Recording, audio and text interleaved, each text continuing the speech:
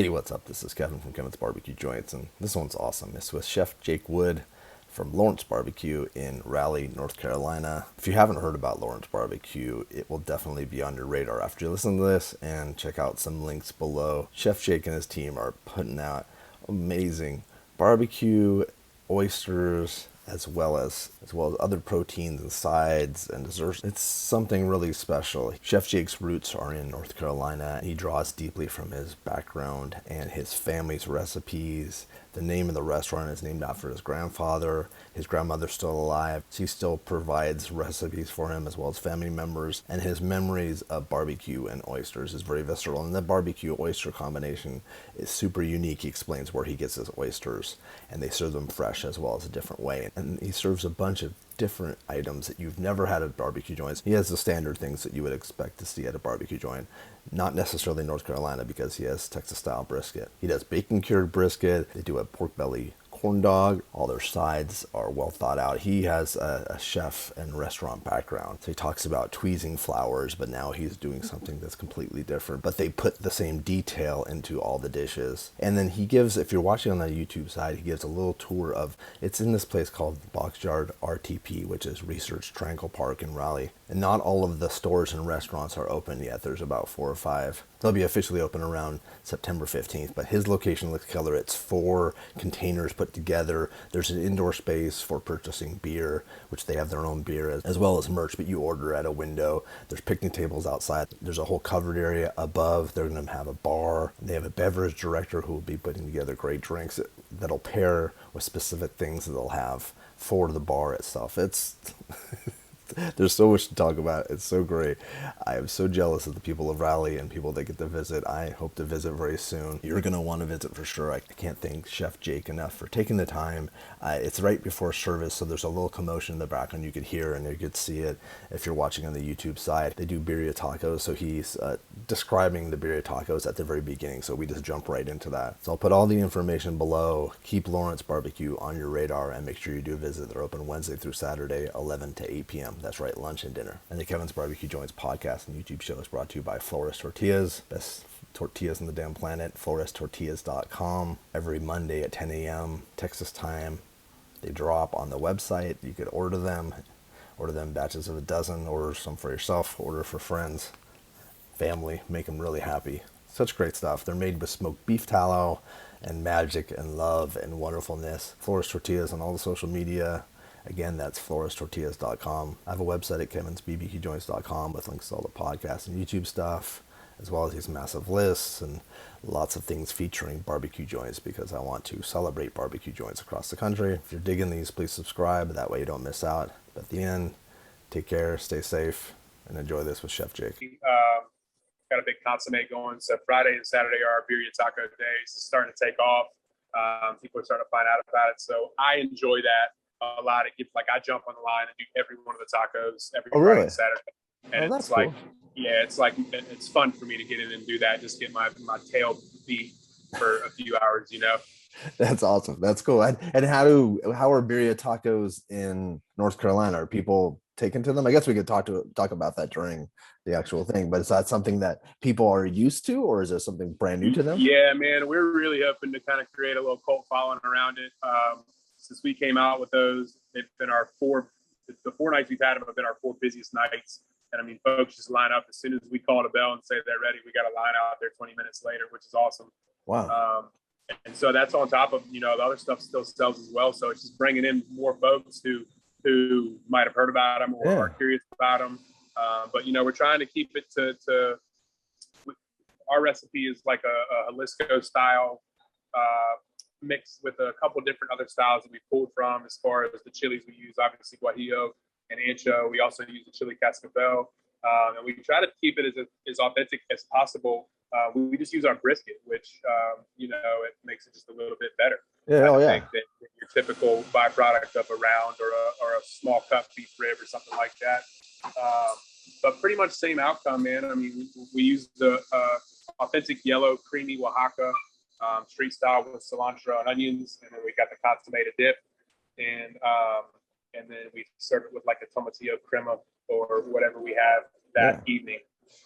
Did you set your place up? We'll talk about the build out and the setup, but did you set it up with a flat top with the intention of that, or was the intention like burgers or? Uh, Flat top is for birria tacos and burgers, smash burgers. But we tallow toast all of our buns using a roasted garlic tallow. Our sandwiches start on the flat top and then come down to the meat slice board, and that's kind of where it all begins. So the tallow toasted bun is something that we're super proud of, and obviously it kind of turns our trimmings into something that people aren't necessarily used to seeing. But nobody really uses tallow, and we're going to use it for our smash burgers. We use it in our consomme for the birria, and we actually, as soon as we unwrap our brisket, we hit it with a little bit of tallow as it sits and rests before we slice. So it just kind of makes everything better. Yeah, no, beef tallow it's awesome. Like it's I don't know why people would just throw it out. That's kind of Right. sad. Definitely. All right, cool. Well, good morning, Jake. How are you? Good, chef? Doing great, man. Thanks for having me. Oh, I'm excited. I'm really excited. I've heard a lot of good things. I think that did Robert Moss recently stop by? He did. Yeah, he did. He kind of popped up out of nowhere. He's got a beard now, which I've never met him in person, but I've seen his profile picture and seen him online. And I actually am usually behind the line, but his oysters came out a little later than his food, so I wanted to take those out there and drop them off. So I set out and called on the megaphone, Robert, and nobody came. And I called out again. I was getting ready to go look for him, and this redheaded fella came walking up with a beard, and I was like, hey, I know you. And so it was cool. I got to meet him, talk to him for a few minutes. Great guy. He came over and just laced up with some brisket, and I got him a pork belly corn dog just to make sure he was on his way with the full belly. But yeah, it's cool to see folks like that who literally do nothing but write about barbecue, and their life revolves around that. Kind of just show up out of nowhere. It was cool to talk to him and meet him and put like a real face to a name. Yeah, I've talked to him on yeah. the phone before, where there was supposed to be a local palette article last year. It was supposed to be the summer of barbecue in North Carolina. Not didn't happen, obviously. So we kind of, I guess this is the summer barbecue in North Carolina, if you will. So it's cool to see him. Yeah, definitely. No, that's what kind of sparked me because you and I have talked before just online, but I really wanted to talk to you, and also because Lawrence is my dad's when my dad who passed away 12 years ago, but his name was Lawrence LRK. Oh, that's awesome. Yeah, and so it was kind of like a kinship. I was curious as to what you're doing, and what you're doing is something that's very unique, but it's also kind of like what people are doing in their own area. You have Central Texas style barbecue, but then you have all these other things that you're bringing to it. Did you grow up in North Carolina? I did. I grew up down the road in Apex, North Carolina. My family is from Apex, New Hill, Montclair, just kind of the country. I've got some family up in Winston-Salem on my dad's side, but yeah, we grew up, not necessarily in the middle of the country, but a lot of those traditions and the things from my grandparents' childhood were a big part of my childhood. Shelling beans, shucking corn, doing all those fun things like that. As I got older, I started to really appreciate the things that I was learning from them, whether it be butchering fish, butchering animals, cooking a hog. Every family reunion we had the night before Thanksgiving every year growing up, they'd have a whole hog and oysters. And I just loved how communal, even though we were family, there was a lot of folks that were extended family and friends of. It was just a very communal thing. Everyone kind of hovered around fire in the pit and had their drinks, and everyone brought pies and sides. And then those guys on the pit, those were like the kings, man. Everyone looked up to them. They were like, Of whatever course, they yeah. say goes. And as a kid, it was just so intriguing, seeing those guys and what they were doing with fire. And anywhere I'd go, I was always intrigued by fire. I wonder I didn't like the house on fire when I was a kid. But as I've gotten older, those things that I took for granted as a kid or just thought were a part of life really mean a lot to me. And I've got the great pleasure still to my grandmother, Granny Helen, is still with us, Wow. Helen Lawrence. And so I get to ask her questions. I get to ask her about how they did things, how they preserved things, how they smoked things. Her grandfather owned the only mill, the sorghum mill, in the area of the country that they lived in. So people would bring things. He would do, soak corn and lye and make hominy and grind sorghum and make sorghum syrups. And Grand Canyon and stuff like that. And just hearing about all that now as an adult, I have an appreciation for it because that's my heritage and that's where my family came from and what they did in the past life. But obviously being a chef and really always searching for ways to incorporate my roots into what I do. It's really become a very special thing and a very special relationship that I've had with my grandmother, especially since my grandfather passed. But Lawrence Barbecue is named for my family. It's named for my grandfather. It's an ode to him and a nod to him. There's one Lawrence male left, my uncle, and Lord willing, it's a long time from now. But when he's gone, there's no more Lawrences. So we named my son Lawrence as a nod to my grandfather and our family, and it just made sense. I mean, our logo is the baby on the pig. We've got some of the pastries that we do. My daughter Brianna kind of gets her ideas, and it's all for the family. And it's really, I just don't want anybody to ever forget the name Lawrence and the life that I know my grandparents lived and my family and how hard they've all worked to provide what we've had. Is very special to me, and it means a lot to me. And it might be selfish, but I want people to know who they are and what our family is. And this is very true to me and true to my roots. Whereas you had mentioned previously, I kind of come from a very chefy background. And honestly, I thought I did a pretty damn good job of incorporating a lot of my roots and a lot of the traditions and a lot of the techniques used by my ancestors into a fine dining setting, which was very challenging yet very fun. But at the end of the day, although I am here now because of what I was able to do in the platform that I was given at a few places that I was working at, it's not for me. I can't relate to it. I never worked under a James Beard award-winning chef or a French chef or anything like that, right? I just love cooking. And now that I've really found something that is true to me and true to my family and deep within my soul, it feels good. We're here. We fought through the pandemic, and it's kind of like full circle. Here we are, growing up, doing things that really didn't mean a lot to me with my family as a kid. Now they are very thick in our day-to-day operation, and it's something I'm very thankful for. How funny is that happens? And I want to get into the restaurant and how it came about and your location. But what do you think your grandfather would think of your place? Do you think he would visit all the time? Man, that'd make me tear up, man. I think he'd be proud. I think so too. Turn this real quick. That's him right there. He kind of looks over the shop. Everybody who walks in gets to meet him, see him, and man, we very, very proud. I'm proud to have our family name on the door. I think he would be so proud as well. And as a matter of fact, right here in front of me, we've got some canned beer, which is Lawrence's Leisureland Lager. And I know for a fact he would like that, man.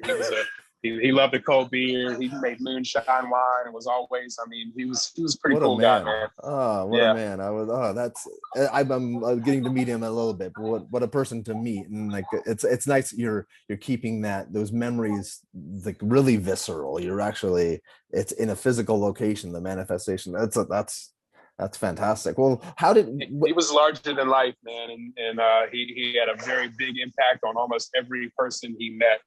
And so, it's the least that I can do for sure. Yeah. And then isn't that what we all kind of want to do in life, is make some sort of impact, not necessarily for selfish reasons, but to, help others and to leave a legacy. And what you're doing right now, feels very true to you. Like, doesn't feel like something that you've just created to like sell a bunch of stuff. It feels like it's in your soul. When did you know you wanted to build the restaurant? And then was this location, this is a rather new location. It wasn't something that you had planned at first, right? No, not at all. So probably late. Well, Lawrence Barbecue has been in my mind for a long time in some way, shape, or form. I really wanted to bring it to downtown Raleigh just because that's where I live. That's where I've worked.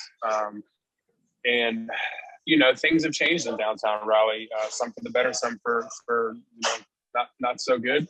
But where we're at now is not where we intended to be. We had another location that was a standalone location that we had big plans for. That fell through. And you know, literally 2 days later, I think I got a call with interest about this box yard location. And I'll be honest with you, man, at first I was kind of envisioning like a food stall, right? And I'm like, there's no way we can make this happen. This isn't the vision. But once I got to talking to these folks here in the Research Triangle Park, which is a great group of folks, and have done an immense amount to move North Carolina and our specific area forward over the years. I heard them out. I saw what their plan was, and it's just amazing. And now that we're here, we've got 3 8x40 shipping containers that are fit into one restaurant. Kind of feels like a surf shop. We've got a beer cooler, we've got a merch stand, we've got a cabana window where everyone places their order. Use a megaphone to call it out. It's very picnic style. Get your stuff, get it on a tray or in a bag, pick a table, listen to the music, you know, all that good stuff. So it's kind of turned into an actual restaurant. We've got an incredible professional kitchen that our architect helped us design at Donar, and now we're here. We're building a smokehouse out back. It's going to house our 3-lane smokers. We've got a bar coming up at the end of this month upstairs we're going to be selling leisure beverages. I love tiki. I love how it makes you feel. And So I was talking about that to someone yesterday. Yeah. And you know, just being a little bit more educated now than I have in my past years, we wanted to try to stay away from the cultural appropriation that is and has been tiki, right? You know, in our reality, some of those cups we drink out of are like literal gods and spiritual figures to other folks. So, you know, without thinking too much about it, we just really wanted to kind of create our own thing, which is a leisure bar, leisure beverages. And it's rooted in that same escapist mentality. Come and just escape reality with us, right? And enjoy yourself. But it's almost geared towards like a mid-70s, mid-80s, like resort bar at a hotel, right? Where, you know, quirky drinks with funny garnishes and everything, but very non-novelty, if you will. Our beverage director, Zach Thomas, is an absolute wizard with drinks. Everything is made from scratch. We do not use anything out of a bottle except for liquor. And it's going to be great. I think it's going to complement what we do down here incredibly. Hey, Lamont. And we're going to have a bar menu. How interesting. That's going to be a build out above. It's to explain to people, it's like it's a bunch of shipping containers. And I think they've done that in a number of cities, not your guys, but that'd be cool. If it's okay with you. So it's our shop, not too shabby. And it's so beautiful. And then you've kind of got this little area out here. It's a big courtyard, got a brewery and pizza going down at that end. Smart. That's our bar up there. Our party gotcha. deck. Oh, that's so cool. That's beautiful. And then for the time being, this is our cabana window you order at. You'll pick up down here. Perfect. And then for right now, we've got our 3 108s out here on our temporary pad with our wood pile. And this route to the left is that smokehouse that will house everything. So very cool concept. Nothing like it in our area at all. I think there's something in Asheville called Gather, which is one concept that is built out of shipping containers, but it's really cool, man. It's brand spanking new. We're in an area that within 4 or 5 years, there's going to be a massive like midtown right across the street. And there's like 55,000 employees with a pretty damn good income within like 4 miles of us Monday through Friday. So, I mean, kind of a no-brainer once we read the writing on the wall. So happy to be here and just really, really stoked on how it's all coming out, man. Yeah, who would have thought? That's so cool. And then, but when did you guys officially open? And then you guys just opened the inside area yesterday? Was it today? Today is the very first day that you'll be able to come in and grab some beer, a t-shirt, perfect timing. Like.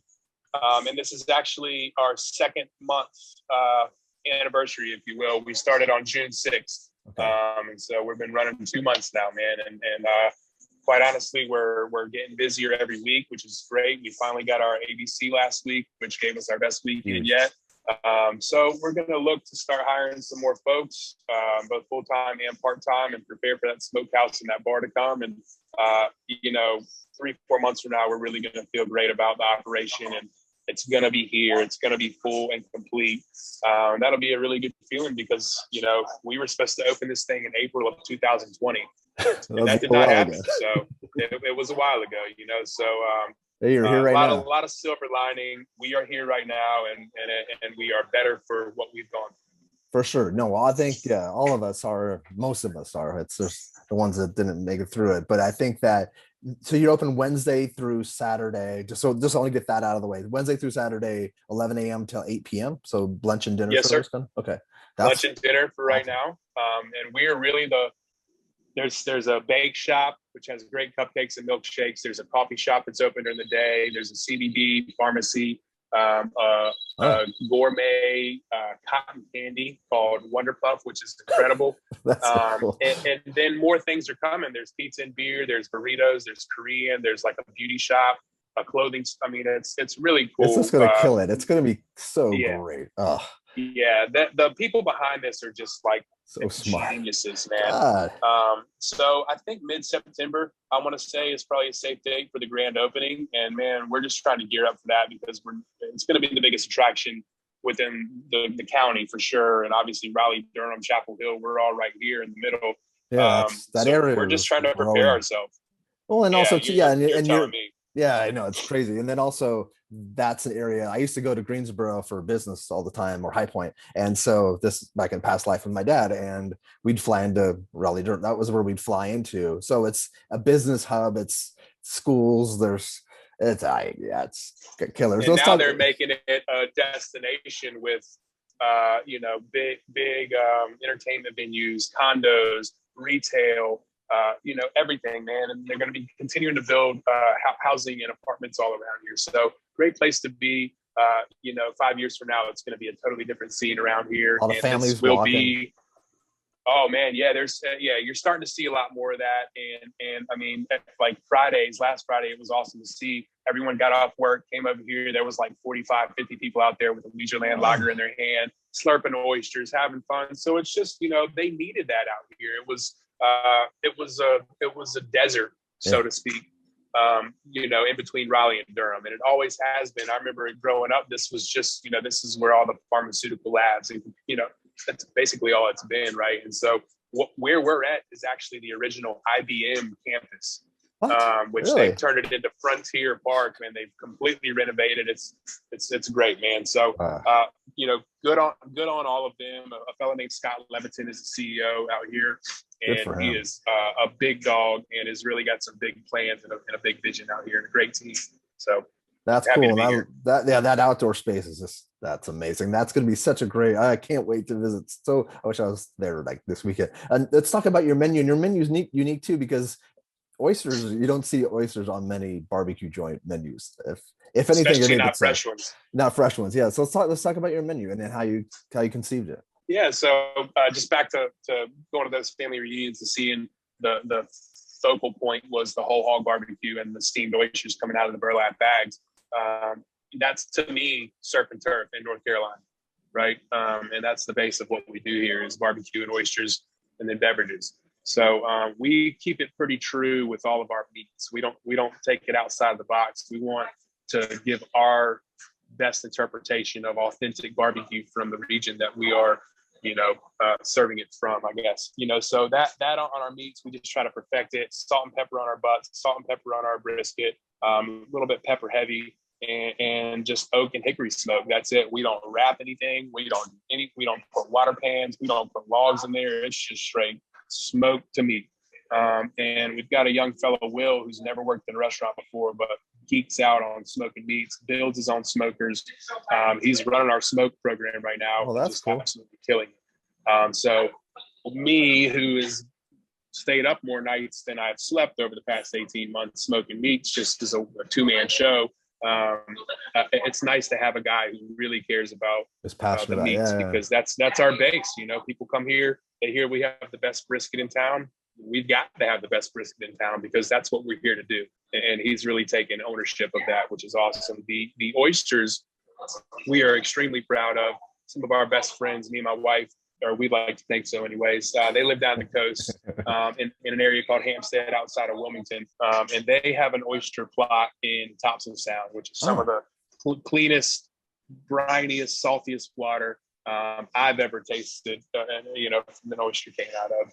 And they have Dukes of Topsail is the name of their oyster year round. And then a couple different times a year, they have these what are they called? Divine Pines is what they call them. And it's a green gill oyster because the algae count is a little higher during certain times of year. And obviously the bivalves, they're filtering through, and it turns their lungs like an aqua turquoise green. It's beautiful. The salinity is like double. I mean, it's absolutely incredible. These oysters, it takes a really bad oyster for me not to like it.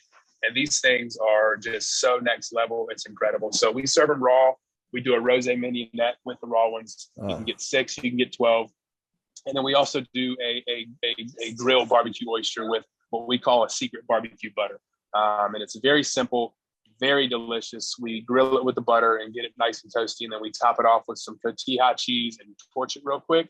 I mean, just it's decadent. Like, decadent. Not biased at all. But I mean, I've literally stood on my kudu grill in the backyard with a buddy and just killed 100 oysters in a night. I mean, just, they're incredible. I can see that. We're so proud of the oysters, and just the fact that we have a barbecue line with the oyster well in it for a shucker is awesome, man. I mean, it's crazy. It's so true. It's like my dream too. That's amazing. I'm sure so many people watching this and listening to this would be like, wow, it's a perfect pairing. And too, it's something. It is, man. And we pride ourselves on I don't want to say this the wrong way and offend some people. I grew up eating old school slop out of a pan barbecue joints that I still love. There is a place for that. For sure. But with my background, coming from tweezing flowers on the plates and, managing a 200-person service with a large menu while also having a 65-person banquet with a 5-course and then a 20-person private dining room with a 5. I mean, it was a lot, man. And I was very into it for a long time, so I really felt like I'd be doing myself and our community a disservice if I did not incorporate some of those techniques and standards into what we are doing. So, I think that we're a little bit different than the typical barbecue joint because we treat this like a high-end, high-volume kitchen, but the result is not what you would expect to get, right? It's a very comfortable, soulful interpretation of barbecue that really, to me, brings back memories from bites in the past, right? And I really hope it does the same. A lot of these recipes are formed from my grandmother's recipes or a recipe of a family member of hers that might be 150 years old, 200 years old. That's amazing. So they are old school in by definition, but we do our part to really elevate it, kind of get it a little bit more progressive than just a bowl of grandma's collards on the table, right? Because we do live in 2021. We do live in an area where people really care about food and they want to be foodies. They want to take pictures and of they it. know, and they know more. Yeah. And we understand that is, it's free advertising, right? If you're doing it right and people are advertising for you, then that's what we want, man. So again, we're really proud of the food program we've got going over here. We are never going to stop trying to evolve it and make it better. And I've asked all of the folks on staff all the way down to the dishwasher to bring me your ideas. If you see something that could work better or taste better or look better or be cut a different way, or the pans can be put in the dishwasher, I mean, just let's do it. Let's team up. Let's figure out the very best way to do everything. Smart. Get a system set for it and move forward. So it's a challenge to me like I haven't faced before. Challenges in my day-to-day before as a fine dining chef were really just how I'm going to elevate a dish or how I'm going to incorporate something in a funky way that people might not be used to. Here the challenge is, how do we take something simple, an idea, and make it just completely out of this world that people just, they don't know what's going on, right? Whether it be texture, whether it be color, whether it be flavor. We're having a lot of fun challenging ourselves to just get better every day, man. And that's literally all we have to focus on, which is a really nice thing. Yeah. What are all the proteins? And can you get protein by the half pound and full pound? Like, is that how you, like, that's what it seemed like. So all the proteins, we've got a Texas style brisket, smoked turkey, pulled pork. We've got St. Louis style sticky rib.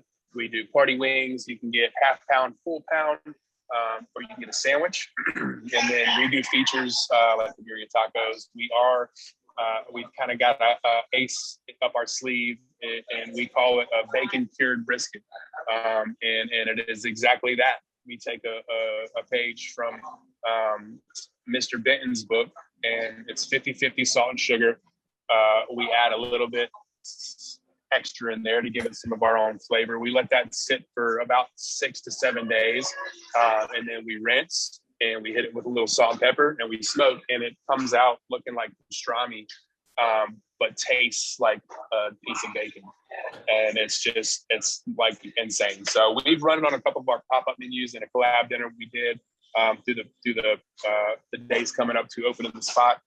We have yet to do it here just because honestly we've been so like the smokers do not stop, right? So we want to get into a good routine where we can prep that in bulk and sell it in a high volume. But I think folks are going to be really excited to try that. I'm very excited to get it out in here to the community. It's so unique. I've never even heard of it. But it's such a simple idea. It is like so simple. If you can do it to pork belly, I mean, why not try it on something else, right? So yeah, it took a little bit of tweaking. It was very salty at first, and it was very sweet. And then I was like, well, hey, this guy does 50-50 salt and sugar. Let's just base level fake it here, right? So that's coming up. I would say that's probably going to be on our menu and offered until sold out daily once our bar opens. Oh, wow. We're going to have a little bit of fun with our bar menu up there. We've got a really nice pork belly hot dog that we're going to do, a crispy pork belly hot dog. It's like a nod to one of my favorite hot dog places at the beach called the Trolley Stop. And, we'll have a party platter that people can share with their beverages, some oysters, and then something we're going to do with that bacon cured brisket, something fun and cool, and maybe just a little bit novelistic. But we're proud of that. And that's kind of our base menu for our proteins. And then we've got some cool sides. We've got a shaved broccoli Caesar salad with deep fried brioche on it. We do a buddy of mine, his grandma was named Mama Hodges. We do a Mama Hodges cabbage with a deep fried cornbread on it. That's incredible with a ham hock stock.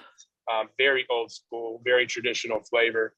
Deviled egg potato salad. We do a 3-cheese mac and cheese with Morrison cheese incorporated, and it's topped off with ground up voodoo chips, Zapp's voodoo chips.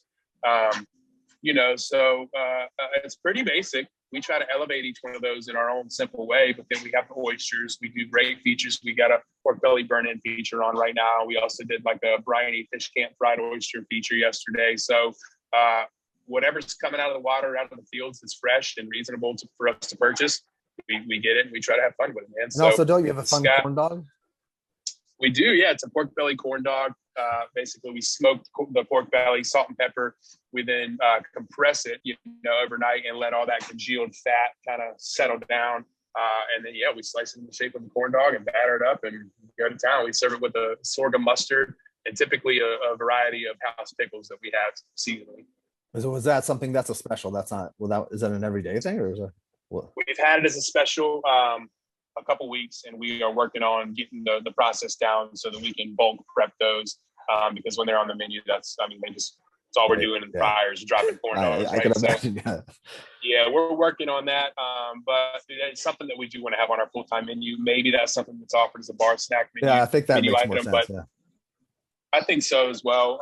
But these ideas are going to be around in some way, shape, or form here with our concept and food program for the foreseeable future. And, we might come up with a feature one week that's just absolutely bonkers. And, hey, we got to throw it on the menu, man. People really liked it. So, base menu is what we rock with. And then whatever comes our way, we try to have fun with it. Definitely. And I know because I watched your YouTube. You had aspirations, I'm sure, just like everyone else during when the pandemic started to do a YouTube thing, and your daughter was there, and I know she was into baking, and you mentioned that off like that. So what do you guys have, desserts, or is that something that you're gonna? Yeah, we do. Our chef de cuisine, Mary Tilly, was actually kind of hired on to be our pastry chef. Things changed. My buddy Eddie. Him and his lady have a brand new baby, and he just, 70 hours a week opening a restaurant, driving 40 minutes to the restaurant just wasn't realistic for him. So, he parted ways with the company, which I hated to see, but I'm proud of him and happy for him for making a decision for himself and his family. And he's thriving right now. They're running a bar that, they're doing great. So she switched gears and became our CDC to open the restaurant. It's doing a great job. We get kind of a double uppercut with her because she's also an incredible pastry chef. And right now we've got a lemon curd pie, homemade with some fresh blueberry compote on it. You know, we've had Tres Leches milk cake or excuse me, Tres Leches cupcakes that she does is just, I mean, she very simple, basic things, and she elevates them, and they're always fresh. They're always just a great pop of flavor. Her pie crust is incredible. So we mainly do pies. You know, we don't want to miss Carrie upstairs at Buzzy Bakes does wonderful cupcakes. She does cakes and milkshakes. So we want to stay away from stepping on her toes. We usually send people up her way for those type of sweets. But traditional pies, we had a peanut butter s'mores pie last. I mean, it's just, you know, whatever she can come up with, man. And they all crush. They've all been great. And so that's kind of going to be our sweet program for now, you know, until we grow into a bigger space and we can you know, branch out a little bit to some milkshakes and some cakes and stuff like that. That's cool. And then with the beverage thing, how long is that? For as far as the bar upstairs? No, don't you have? Are you guys? Are you working with a local beer, like a beer producer to yes, create your? Yeah. Yes. So Leisureland Lager is brewed by our friends in Raleigh, Trophy Brewing, which they're a pretty well known brewery around the area. Yeah, I've heard the name too. Beer. So it's a Mexican inspired lager, and it's brewed with locally grown Tuxedo heirloom corn. And basically that corn's malted. They use that. I mean, it's incredible, man. It's got a great crisp flavor. What we wanted was like a porch pounding barbecue beer that cuts through that fatty mouthfeel. You throw a lime in here and it's even better. A little bit of that acid cuts even more into that fatty mouthfeel. So it is a perfect barbecue beer. It is a porch pounder. It's easy to drink. It's delicious on the beach. I mean, anywhere, man. We love it. The can's great. The colorway is great. It's got my family's name on it. So, I mean, I couldn't ask for more, you know, than this. So what we're hoping to do is prove our worth here with this beer and hopefully get on their full-time brewing schedule with it. So that would be incredible. So cans only, or are you guys going to have it on tap when? No tap, just cans. We sell individual cans and 4-packs to go, or for here, whatever you want to do. But upstairs we'll have canned beer as well. We'll have wine, and then we'll have our liquor beverages. Okay. 2 of which will always be a nicey or a frozen beverage. That's smart. So and that's something we offer down here as well. We offer non-alcoholic. We call them niceys. And like right now we have one called a hurricane. It's an alcoholic-free hurricane. Very, very delicious. All fresh ingredients gone into it. And then we have a salted watermelon nicey, which is literally exactly what it sounds like. It's watermelon, sugar, and salt. And it tastes like you're taking a bite of a salted watermelon. It's incredible. So we'll try to keep them, again, cutting through that fatty mouthfeel and something just refreshing and crisp. So Zach Thomas, our beverage director, is just crushing that, man. Glad to have somebody who knows what the hell they're doing with the slushing machine, because I don't. And there's not many people that have a beverage director at their barbecue joint. Like this is just rad. What you've created is such a cool, and you're creating experience too. Like it's a whole. There's not only the history that you're bringing in from your family, but you're offering things that are unique to you guys. There's things on your menu that you're not going to get anywhere else in the country. That's and we stand behind that pretty strong, man. And what our goal at the end of the day is, Kevin, is to create memories for everyone who comes through our shop by way of food, by way of hospitality, by way of experiencing a little bit of us when you come here, right? And I think we've done a pretty good job of that. Our team has really invested themselves into my vision and made it our vision. And it's something really special that I'm really proud of. And my wife and I, this is the reason we created Lawrence Food Company and Lawrence Barbecue was to create opportunities that I've never been given in working for other folks, right? And to create a culture that I've never been able to work within, right? I've got kids, I'm married, we've got other folks here on our managerial staff and not who have kids who are married, so quality of life, man, is very important. And if we can't take care of ourselves, there's no way we can ever take care of anybody else, right? So it's harder, it's more difficult to manage than your typical situation that most of us have been in working in the restaurant industry, but it's worth it. And I think that the end result is going to be something that is very special, and it's going to create a machine that runs itself because everyone's invested, everyone's holding everyone else accountable, including themselves. And we're happy to come in here every day to this little barbecue shop with surfboards hanging on the ceiling and wrestling toys on the shelves and stuff like that. I saw little Star Wars toys over there too.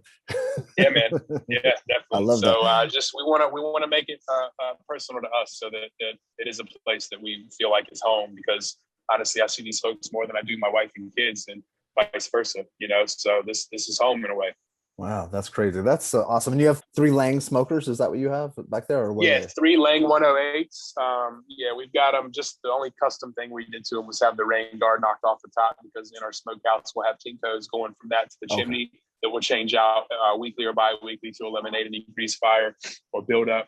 But yeah, there's some real workhorses, man. They're very easy to use. Not that that's what we were looking for, but we just got them dialed in. Again, he's out there now covered in black soot, just rocking and rolling, dude.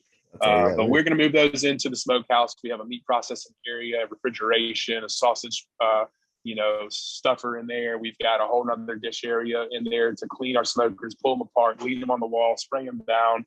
Everything's going into, plumb grease pipes and everything like that. So it's going to really, it's the rest of our operation, right? It's the rest of our prep space.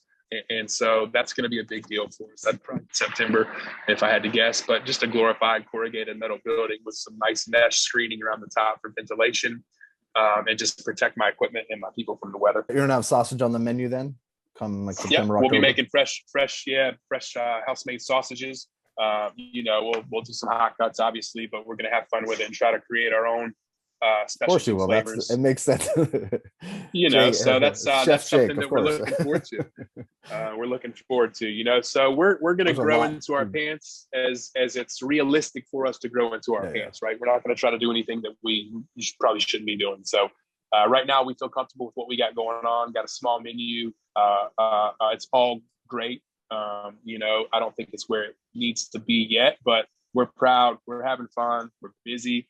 And I really couldn't ask for anything more. Now, obviously, winter coming, the pandemic, it's kind of a big question mark, right? But we're gonna pump it as hard as we can and until we can.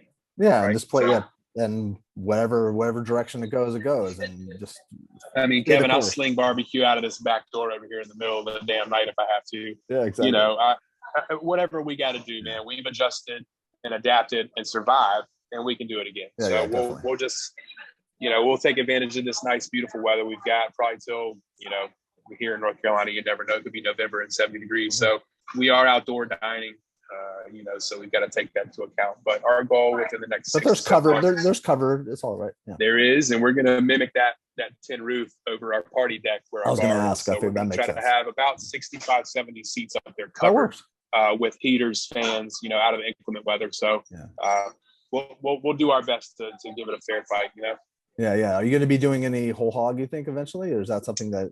We are, yeah. I've got a BQ pit that can hold 2 or 3 big hogs, actually. And we've got a wedding coming up in October. We're going to be doing whole hog for them. And we are going to eventually once the smokehouse is done, we'll have a little fire pit area on the side that'll have our kudu grill, our cowboy cauldron, our pit, burn barrel.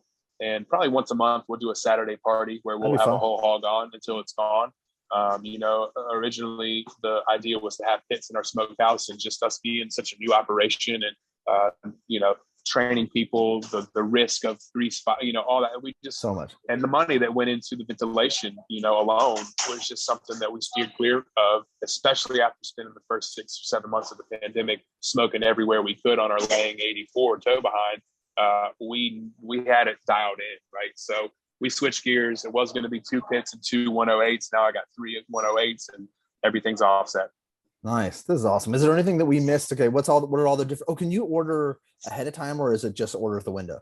Absolutely, yeah. You can order on site at the cabana window. You can also place an order online ahead of time and choose what time you'd like to pick that up. It will reserve your meat, and it will be hot and fresh when you get here. And that's something new that we're going to start today. If you place an online order, you're welcome to come into the shop and pick that up, and it's already paid for. Come in, grab your food, check out the t-shirts, grab a 4-pack. Yeah, man. And we just want, it's always been an idea of ours to welcome folks to the shop. And in fact, we had the whole half of the restaurant designed to have chairs in it. And with the volume that we started out right away doing, we just knew we needed more dry storage and paper goods storage, and kind of switch gears a little bit. But we're very excited to welcome folks into the shop and to see the incredible work that's gone into the shop, and all the way from the design up to the millwork. So today's the day, man. Month 2 started off. Congratulations. Inside. So what I'm hoping is that everyone doesn't try to come inside to order, because that's just going to be a shit show. But it'll take some education, I'm sure. It will. Yeah, we'll have to put some directional signs up and some stanchions, I'm sure. But we're here, we're ready, and we're thankful it's Friday, man. Friday and Saturday are big days for us, and we're geared up with full smokers. We're ready to rock, man. We're nice. here. Well, thank you, Chef, for taking the time. Thank you for doing what you're doing, because this is such a cool concept, such a great passion behind it, and then also just there's integrity. There's so many different layers of love that you could see that you put into this, from the millwork all the way down to the design to what you're planning on doing. So thank you so much. Appreciate you, buddy. Appreciate you too. Take care. Later, man. All right, later.